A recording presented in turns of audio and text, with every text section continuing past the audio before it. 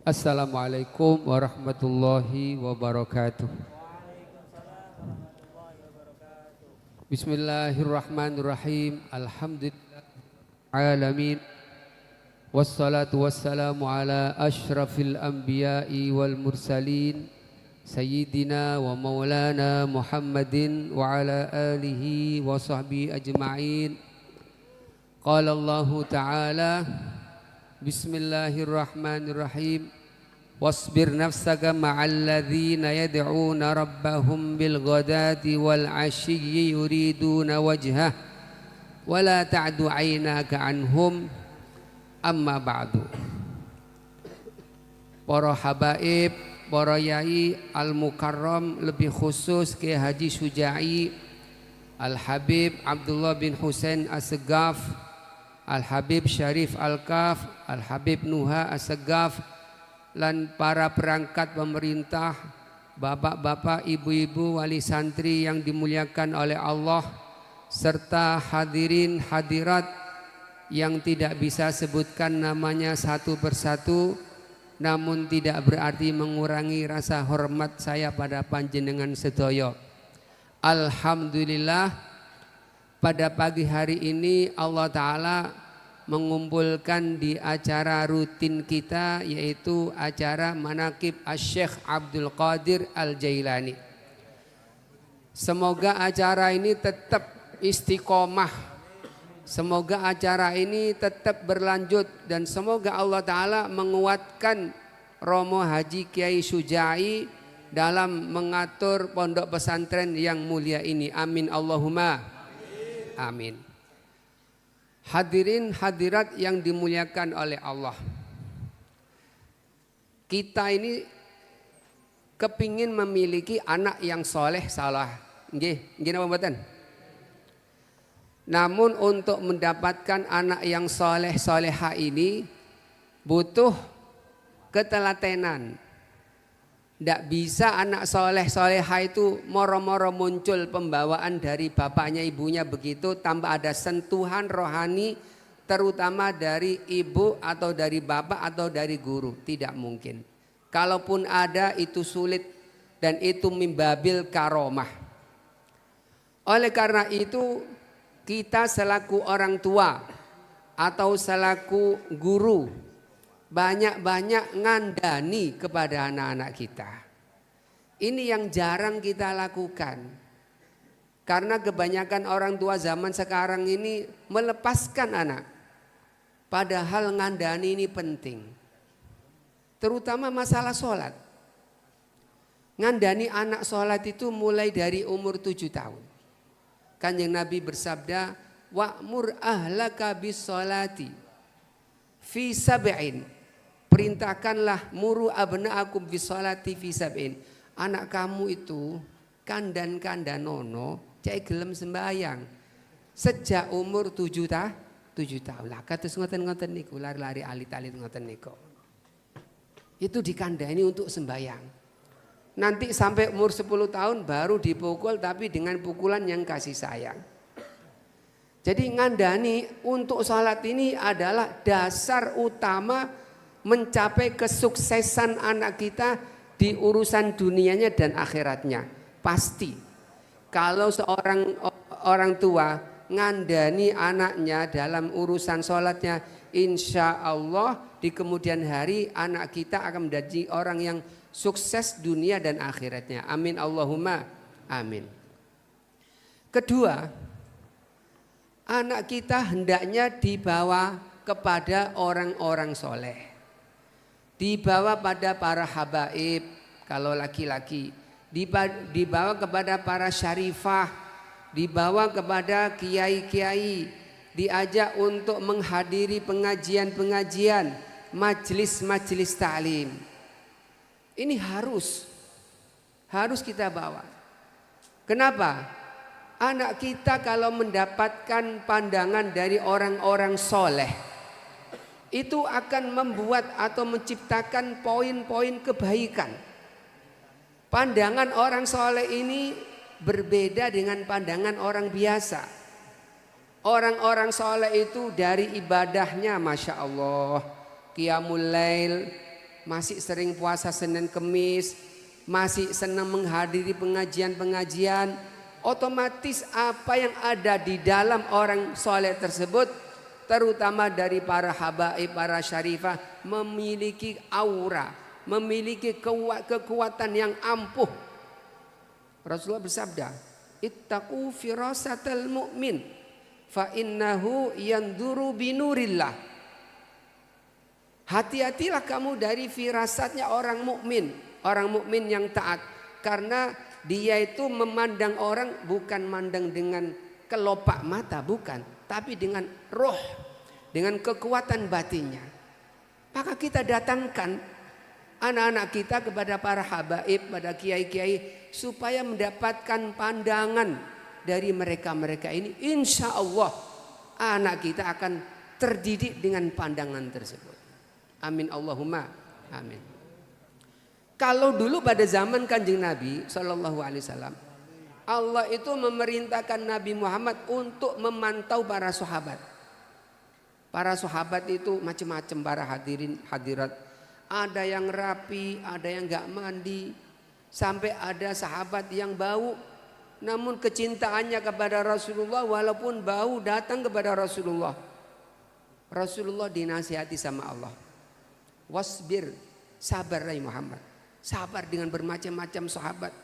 Wasbir ma'alladzina yad'una rabbahum bil ghadati wal 'ashyi yuriduna wajah. Bersabarlah ya Muhammad dengan orang-orang yang seperti itu, di mana mereka ini kepinginnya Allah baik siang atau malam. Kemudian Allah Ta'ala meneruskan, wala ta'du aynaka anhum. Jangan lepaskan pandanganmu dari mereka. Pandangan Nabi Muhammad dipandang terus sahabat-sahabat itu siang malam. Akhirnya dengan berkah pandangan dari Nabi Muhammad itu, jenengan yang ngertos nggih.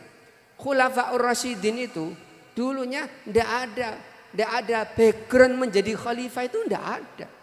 Sahabat Abu Bakar pedagang, sahabat Umar pemburu, sahabat Ali niku diongkosi orang untuk kerja.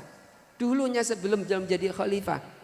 Sahabat Khalid bin Walid orang biasa, tapi dengan sebab pandangan Gusti Kanjeng Nabi SAW, Abu Bakar jadi khalifah, Umar jadi khalifah, Utsman jadi khalifah, Ali jadi khalifah, Khalid bin Walid jadi panglima perang.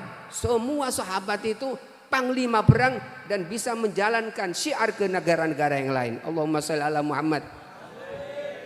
Ini berkah dari pandangan orang soleh, berkah dari pandangan Nabi Muhammad Sallallahu Alaihi Wasallam. Para sahabat juga begitu, meneruskan pandangannya pada para tabiin. Ini sahabat Abdullah bin Umar itu ceritanya memiliki 1000 budak. Budaknya semua dimerdekakan setelah diajari ngaji, diajari caranya sembahyang, diajari hadis Nabi. Setelah mereka menjadi dai ke beberapa negara. Termasuknya guru saya Sayyid Muhammad bin Alawi Al-Maliki Al-Hasani. Beliau ini tidak mau jauh dari murid-muridnya. Beliau itu sembahyang sembahyang fardu 5 sholat bersama-sama muridnya. Makan hampir bersama dengan muridnya. Ngaji bersama dengan muridnya. Tidak ada waktu kecuali melihat muridnya. Siapa yang enggak sholat? Kenapa Ibn Hajar enggak jamaah? Sakit Abuya. Kenapa si Rajan tidak datang? Ada di depan Abuya, jaga rumah Abuya. Jadi Abuya itu tidak ingin melepaskan pandangan dari satu persatu santri. Selalu ditanyakan. Karena pandangan seorang waliullah itu akan meresap, memiliki aura, masuk kepada batinnya. Ya isi Rajan Muniraniku, Masya Allah. Teman saya ya alhamdulillah, teman gulat dia kali kula niku. Yai Sirat itu ahli sholawat. Orangnya penuh dengan tekad, tawakalnya tinggi, disenangi orang. Mukanya selalu ceria, ahli sholawat, ahli zikir. Makanya beliau itu kafir luar, kemudian sama Abuya disuruh masuk ke dalam, diterima. Tidak gampang orang diterima menjadi muridnya Sayyid Muhammad, masuk ke dalam itu tidak gampang. Karena Allah Ta'ala melihat di dalam hati orang ini ada momen, ada power yang kuat dari barokahnya sholawat. Beliau itu dulunya semasa di Indonesia sering baca dalail. Sampai di Mekah pun sering baca dalail. Maka beliau itu sama Abuya diberi kewajiban untuk mijet mulai dari jam 12 malam sampai setengah 3. Itu dilakukan setiap hari. Maka beliau dengan tugas itu selalu rela, walaupun sakit, walaupun panas dingin, selalu hadir mijeti Abuya. Bukan mijet seperti kita mijet orang, enggak, ngoser-ngoser ya. Ngoser-ngoser Abuya dengan baca wirid 2,5 jam mulai dari jam 12 sampai jam setengah 3. Dilakukan setiap hari, bahkan malam sebelum beliau musafir melakukan khidmah rutinitas tersebut. Akhirnya berkah dari pulang beliau seperti yang kita lihat ini. Bagaimana peninggalannya, bagaimana muridnya, bagaimana jamaahnya. Itulah berkah dari pandangan orang soleh. Pandangan orang soleh ini nanti akan insya Allah menjaga murid-murid, menjaga anak agar tidak tersesat. Sekarang ini banyak orang yang ahli kitab, ahli basul masail. Mungkin dia hafal Quran, mungkin dia memiliki kelebihan-kelebihan, mungkin dia punya santri. Tapi banyak yang tersesat, salah jalan, ikutin ajaran-ajaran yang gak benar itu. Membenci dzurriyyah Kanjeng Nabi SAW. Dzurriyyah Nabi divideokan, dijelek-jelekkan, diomongkan yang tidak semestinya, difitnah macam-macam. Ya Allah, ya Rabbi, ya apa orang itu nanti di hari kiamat bisa mendapatkan syafaat apa enggak seperti itu dari Nabi Muhammad SAW. Di dalam kitab Adabud Dunya Waddin diceritakan ada seorang syarifah. Mohon maaf para habaib syarifah, ini cerita nggih. Ada seorang syarifah ditinggal mati suaminya Habib. Kemudian karena tulang punggungnya enggak ada, kemudian dia terpaksa harus bekerja untuk membiayai anaknya yang kecil-kecil ini.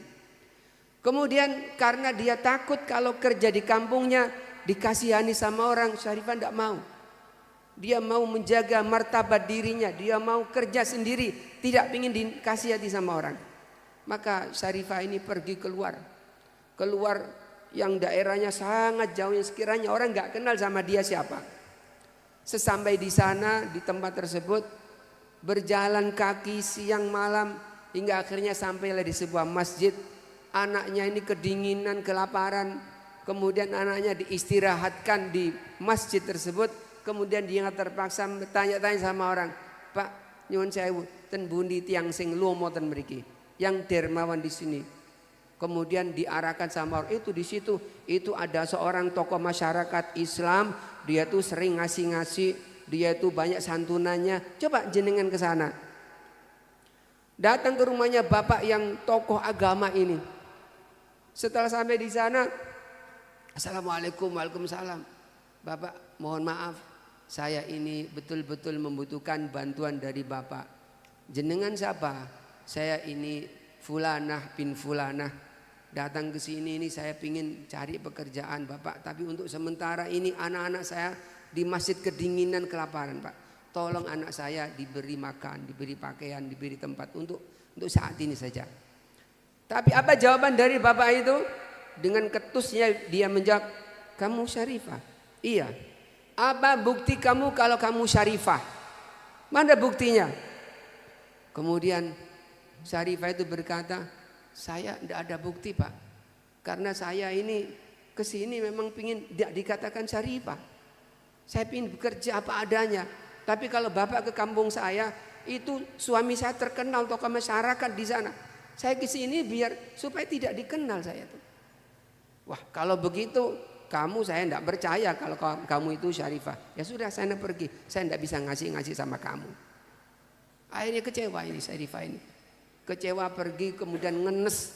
Tapi dia harus cari makan untuk anaknya. Kemudian tanya lagi sama orang. Di mana ada orang dermawan di sini? Sama orang yang tunjukkan di situ. Di situ ada bapak orangnya beragama Majusi. Menyembah api. Nggih, mboten nyembah Gusti Allah, nyembah api. Tapi dia itu orang yang dermawan. Akhirnya datang ke rumahnya bapak yang beragama Majusi itu. Kemudian dia berkata, wahai bapak, saya mohon bantuan, saya ini begini. Kamu siapa? Saya Syarifah. Oh, Syarifah itu keturunan Nabi Muhammad. Iya betul. Masya Allah. Silakan masuk. Pengawal, itu anak-anaknya ibu ini dari masjid sana, bawa ke sini semua. Masukkan ke kamar, siapkan kasur, siapkan bantal, minuman, siapkan kipas angin, semua siapkan. Dibawa itu anak-anaknya yang kecil-kecil digendong masuk ke kamar, dihormat oleh sang orang Majusi ini. Kemudian sudah tinggal di sana. Kemudian di tempat lain seorang bapak yang tokoh agama Islam itu, dia waktu tidur bermimpi seakan-akan dunia ini kiamat. Dunia kiamat, hancur semua dunia ini, kemudian berubah alam, kemudian mereka dikumpulkan ke sebuah tempat lapangan dan mereka satu persatu memohon syafaat dari Nabi Muhammad sallallahu alaihi wasallam. Ketika tiba dia gilirannya, kamu siapa namanya? Saya Fulan bin Fulan. Saya umatnya jenengan ya Rasulullah. Kau umatku? Apa buktimu kalau kamu adalah umatku? Nah, dibalas sama Gusti Kanjeng Nabi Muhammad sallallahu alaihi wasallam. Tadi itu dia bilang, apa buktimu kalau kamu itu Syarifah? Dibalas oleh Nabi Muhammad, apa bukti kamu kalau kamu itu adalah umatku? Bangun dia. Kemudian dia nangis, kemudian menyesal, kemudian mencari-cari di mana itu ibu itu, di mana? Kemudian diarahkan ke tempatnya orang Majusi tersebut, diketok pintunya, assalamualaikum, kemudian dibuka. Pak, kemarin benar di sini ada seorang ibu yang membawa beberapa anaknya. Betul. Kenapa? Tolong Pak, tolong betul. Biar ibu itu sama di rumah saya. Kata orang Majusi itu, oh tidak. Saya tahu kalau kamu bermimpi. Saya tahu kalau kamu bermimpi begini. Kau minta syafaat dari Nabi Muhammad SAW, tapi ditolak sama Nabi Muhammad, dan Nabi Muhammad berkata, apa bukti kalau kamu itu adalah umatku? Tidak. Demi Allah, pada waktu Syarifah itu datang ke rumah, saya tempatkan pada waktu malam itu saya diilhami untuk mengikrarkan kalimat syahadat depan Syarifah itu. Maka dialah yang mengikrarkan syahadat saya, dan sekarang saya menjadi orang muslim. Alhamdulillah. Ini yang terjadi pada zaman sekarang ini. Ini yang terjadi. Cobalah mereka itu berpikir, ghibah dengan orang yang sedemikian banyaknya, dimasukkan podcast, dimasukkan WhatsApp, dimasukkan ke Instagram. Coba itu dosanya bagaimana? Kalau saya ghibah sama orang 1, 2, saya nanti minta maaf, tolong minta dimaafkan. Tapi untuk jutaan manusia, terutama dari zuriyah Nabi Muhammad SAW, bagaimana cara minta maaf?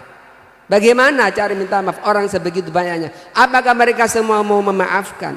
Padahal nanti di hari kiamat itu Allah Ta'ala benar-benar marah. Di hari kiamat itu hadirin muliakan oleh Allah Ta'ala, seorang itu pingin ya apa carane selamat dari siksa Allah, walaupun dia mengorbankan anaknya.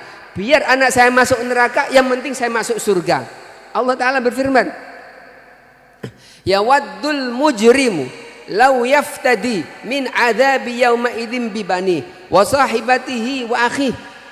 Orang-orang yang penuh dengan dosa itu berangan-angan, andaikan dia bisa selamat dari siksaan Allah dengan mengorbankan anaknya, istri, saudaranya, pasti akan mereka korbankan. Tapi nggak bisa. Harus ada pengadilan yang tepat.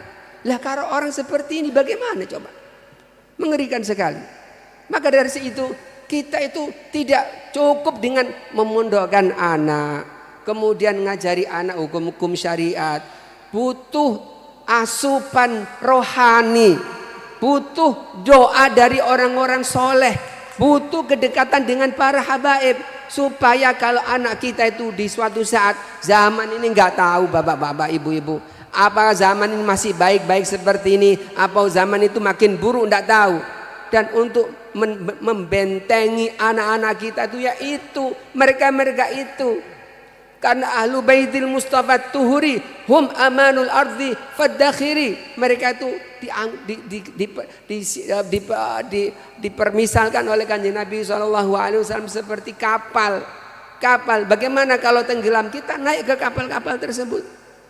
Jadi hadirin muliakan Allah, jangan sampai lupa kita membawakan anak-anak kita kepada para solihin, para habaib, para kiai yang intisabnya sama habaib. Itu penting itu. Ada kiai, kalau ada yang intisab sama habaib, ambil ilmunya kiai tersebut. Kalau anak kita sudah menjalankan hukum syariat, mendapatkan restu, mendapatkan ridho, kemudian anak kita menjalankan fardu-fardu, mondok dengan baik, ngafalkan Quran, ngafalkan mandumah, sholat jamaah teratur, sunnah-sunnahnya dilakukan, puasa Senin, tahajud, qiyamul lail, nanti anak kita itu insya Allah akan muncul kelebihan-kelebihan. Orang yang memiliki kekuatan ibadah itu nanti dengan sendirinya akan memiliki rohani yang tinggi, memiliki sebagian karomat dari karomat para wali-wali. Kenapa itu? Karena Allah sudah mencintai dia. Mazala abdi yataqarrabu ilayya bin nawafil hatta uhibbahu. Hambaku itu kalau dia selalu terus-menerus menjalankan kewajiban-kewajiban, kesunahan-kesunahan, nanti aku bakal cinta kepada dia. Kalau aku cinta kepada dia, kuntu yadahul ladzi yabtishu bihi. Aku akan jadi tangannya kalau dia bekerja. Wa rijlahul ladzi yamshi bihi. Menjadi kakinya ketika dia berjalan. Wa ainul ladzi yubsiru bihi. Matanya ketika dia memandang. Maka ada sebuah kekuatan yang didapatkan dari orang-orang yang soleh tersebut. Kita tahu Asy-Syaikh Abdul Qadir Jailani, yang kita tahu, yang kita sering lihat itu adalah karomat.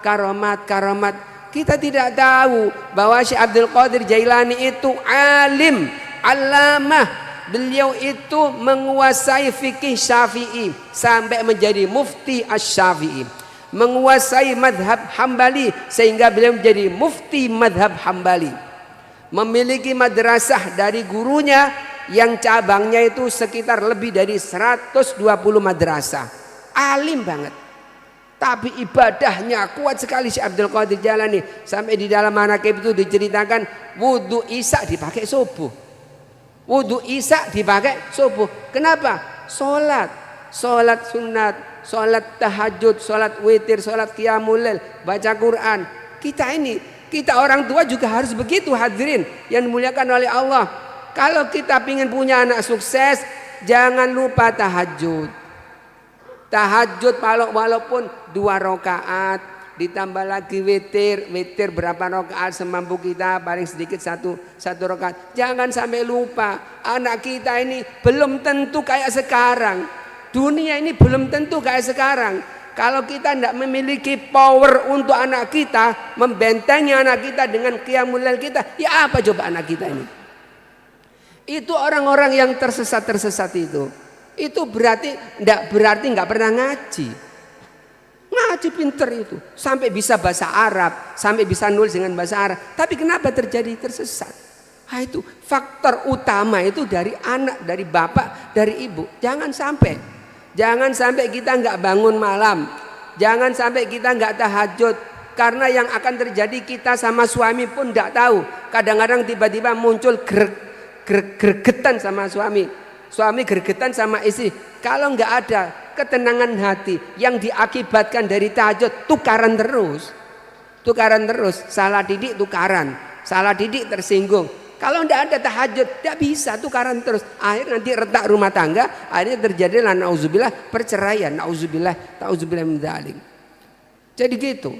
Jadi Syekh Abdul Qadir Jailani itu adalah seorang yang alim, alamah yang luar biasa, menguasai berbagai macam ilmu. Tapi setelah beliau menjalani hukum syariat, tiba-tiba datanglah ilham untuk merapatkan diri kepada Allah Ta'ala. Beliau musafir ke tempat yang jauh dari keramaian orang, kemudian muncullah waridat ilahiyah. Biasanya para wali-wali itu katanya cerita-cerita, Itu mereka kadang-kadang mengatakan sesuatu yang aneh-aneh, kadang-kadang melakukan sesuatu tindakan yang aneh-aneh. Oh, itu mukhalif dari syariah. Jangan mengatakan itu mukhalif dari syariah. Jangan menyesatkan orang. Kalau orang itu dulunya sudah mengenyam ilmu agama, tirakatnya hebat, sholatnya hebat, sunnahnya hebat, jangan langsung kita suuzon kepada orang tersebut. Kecuali kalau orang itu tidak ada apa-apa, moroh-moroh bertindak seperti yang aneh-aneh, baru itu kita curigai. Tapi kalau orang yang sudah sebelumnya menjalankan syariat, itu namanya syatohat. Di dalam kitab-kitab tasawuf itu ada istilah syatohat. Syatohat itu spontanitas, ngomong tanpa sadar, melakukan perbuatan tanpa sadar. Jadi spontanitas nggak disadari oleh dia.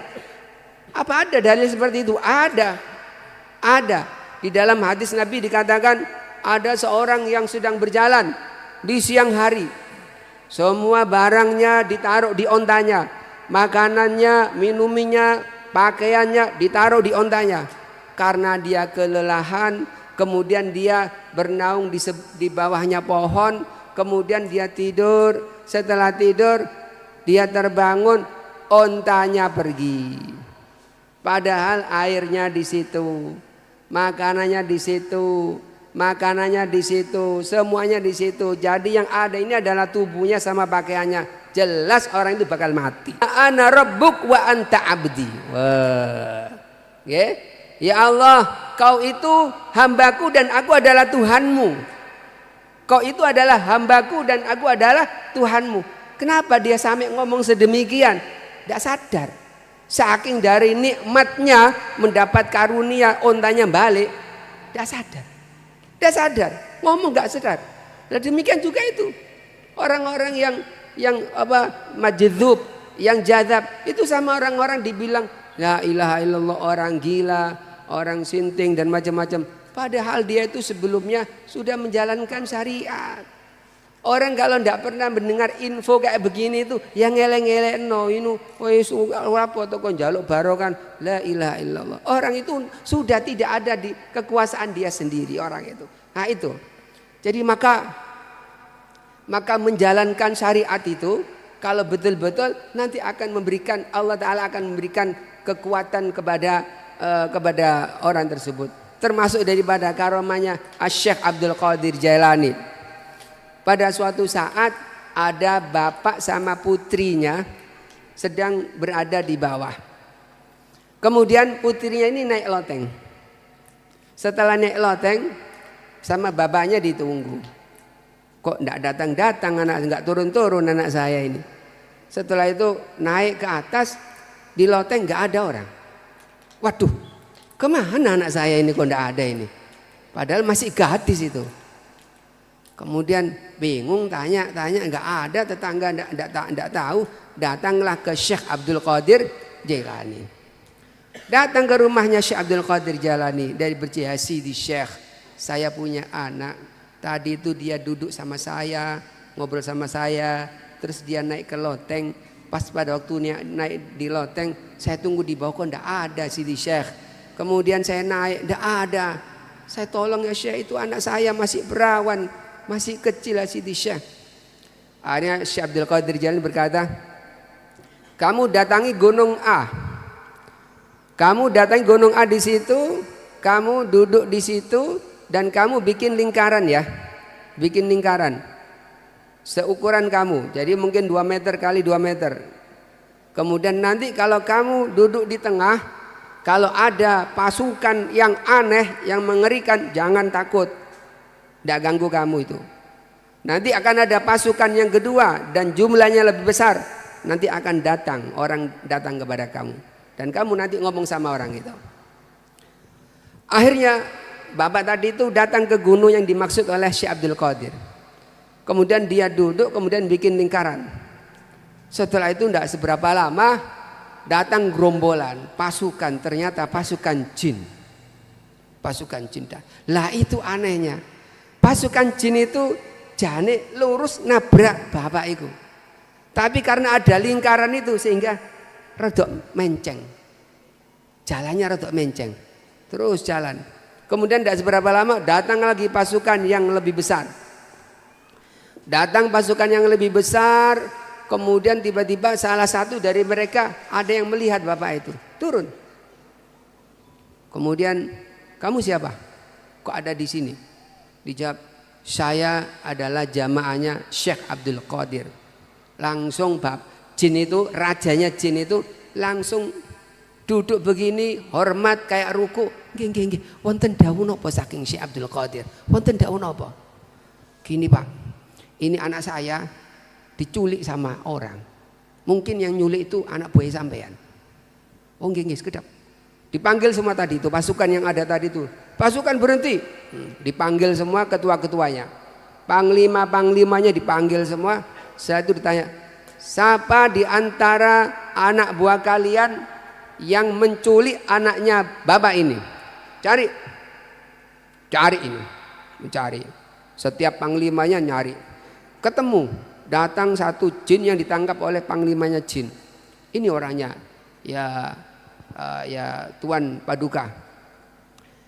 Ditanya, kenapa kamu menculik anak yang ada di kakinya Syekh Abdul Qadir Jailani? Berani-berani kau. Iya, saya tuh setiap lewat dia seneng. Orang itu cantik. Saya jatuh cinta sama dia. Saya ingin bawa lari dia. Jadi jin ya seneng maksudnya. Jin juga seneng ya manusia Pak ya.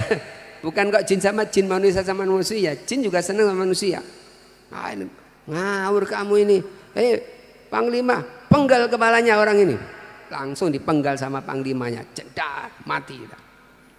Setelah itu rajanya jin pergi. Ketika dia mau pergi, Pak, tunggu Pak. Ya kenapa? Saya mau tanya, sampean ini siapa sampean ini? Saya ini raja mereka. Oh ya, loh sampean tadi waktu saya nyebut Syekh Abdul Qadir Jailani, kenapa kok sampean tadinya asalnya jalannya kok gagak-gagak gitu? Membusungkan dada, tiba-tiba dengar Syekh Abdul Qadir Jailani sama kayak rukuk gitu, kayak sujud sama saya. Iya, waktu saya menyebut nama Syekh Abdul Qadir, tiba-tiba saya lihat rumahnya Syekh Abdul Qadir Jailani, ngelihat saya begini. Ayo apa yang akan kamu lakukan sama anak buah saya itu? Dari jauh sana Syekh Abdul Qadir melihat kepada rajanya jin itu. Sunnah-sunnah dengan baik akan mendapatkan karomah dari Allah Ta'ala. Syed Muhammad juga begitu. Syed Muhammad bin Ali Al-Maliki, beliau itu kakeknya Syekh Abdul Qadir itu kakeknya dari Umi. Jadi uminya itu bangsanya Al-Jailaniyah. Kalau abahnya dari bangsa Al-Idrisiyah, Al-Idrisi. Termasuk daripada hubungan antara Syed Muhammad dengan Syekh Abdul Qadir Jailani min babil karomah adalah pernah Syed Muhammad itu tangannya sakit. Sudah diobatkan kemana-mana, tidak sembuh-sembuh. Akhirnya beliau bermimpi ketemu sama Syekh Abdul Qadir, kata, ya Muhammad ta'al, udawik, tak obati sini, datang ke sini, ke Baghdad. Kemudian bangun, kemudian besoknya beliau persiapan. Konon beliau tuh kalau mau musafir kemana-mana, tidak ngandani bojo-bojone. Jadi tidak ngasih tahu mau kemana, tidak ngasih tahu. Istri-istrinya tidak kasih tahu. Anak-anaknya, murid-muridnya nggak dikasih tahu. Tahu-tahu tiba-tiba ada di Imarat, tiba-tiba ada di Maroko, tiba-tiba ada di Mesir, nggak dikasih tahu. Waktu malam sebelum beliau berangkat, Ummu Said Ahmad yang sekarang Said Ahmad yang menjadi khalifah bangun. Siti. Bukra tibghatu safir ila Baghdad. Isyarrafat. Sama kamu besok mau musafir ke Baghdad ya, ke Jaddi. Ya, tahu dari mana kamu? Ini barusan saya dibanguni sama Jaddi, sama kakek saya dibanguni. Besok suamimu itu mau ke Baghdad, tapi nanti kasih tahu ya, nanti yang akan menjemput dia itu ada orang namanya Torik. Nanti dia rutenya dikasih tahu sama Syekh Abdul Qadir. Kamu nanti gini, karena pada waktu sedang situasi perang. Waktu tahun 90-an itu situasi perang. Dikasih tahu sama Syekh Abdul Qadir Jailani, rutenya begini, nanti kamu akan ketemu sama orang ini, nanti kamu di sini, nanti kamu begini, dengan detail. Nah itu. Kemudian berangkat Said Muhammad sampai ke Kuwait, kemudian beliau nunggu mana orang yang disebut oleh Syekh Abdul Qadir Jailani. Kemudian tiba-tiba ada orang berpangkat. Orang berpangkat kemudian mencari-cari siapa orang yang dimaksud ini. Dia orang itu juga bermimpi sama Syekh Abdul Qadir Jailani. Jadi nyambung itu mimpinya. Ketemu. Assalamualaikum, anta Muhammad, Said Muhammad. Aywa. Wa inta ismak min? Ana Tariq Al-Jailani. Saya juga anaknya Abdul Qadir Jailani. Oh, Masya Allah. Ya Said, fadl, kita naik mobil saya. Mobil saya mobil jeep. Mohon maaf Said ya, kamu tidak saya dudukkan ke depan karena nanti ada portal-portal, banyak pertanyaan nanti. Sampean tak dudukkan di belakang aja ya. Maafi Syekh. Berangkat terus. Ada portal, lolos. Ada portal, lolos. Sampai nanti ketemu sama juru kuncinya Syekh Abdul Qadir Jailani. Dia turun mendatangi Said Muhammad. Inti Said Muhammad, iya. Kamu siapa? Anak juru kuncinya. Saya dibilangin sama kakek saya bahwa nanti akan ada tamu dari Mekah namanya Said Muhammad. Nyambung. Nah itulah. Itu kalau orang sudah menjalankan hukum syariat, insya Allah Allah Ta'ala akan memberikan dia karomah. Okay? Mudah-mudahan yang saya sampaikan bisa bermanfaat. Mudah-mudahan Allah Ta'ala mengilhami kita untuk senang sama ulama, senang sama habaib, senang menghadiri majelis taklim, terutama kepada Kang Suhadi ini. Kang Suhadi ini kawan saya, Kang Takim, Kang Asbiani yang sudah punya putra-putra. Jangan sampai lupa, katanya Habib Hasan Baharun. Beliau berpesan, kalau kau pingin punya anak yang soleh, ubun-ubunnya kamu bacai inna anzalnahu fi lailatul qadri. Waktu kamu baca itu kamu khayalkan jadi hafid Quran, jadi pinter sholawatan, suaranya enak, muji Kanjeng Nabi. Direncanakan di dalam kita saat membaca inna anzalnahu fi lailatul, itu mujarab sekali, dan banyak habaib yang melakukan seperti itu. Dan alhamdulillah saya dan orang-orang yang dekat-dekat sama saya menjalankan amalan dari Habib Hasan Baharun. Dan ini kalau jenengan mau, ini adalah ijazah dari saya untuk panjenengan sedanten. Saya nerima ijazah ini dari Habib Zain Baharun. Habib Zain Baharun nerima dari Habib Hasan Baharun. Jenengan nerima mboten niki ijazah kula? Nggih, nerima nggih, diamalkan. Kurang lebihnya saya mohon maaf. Wassalamualaikum warahmatullahi wabarakatuh.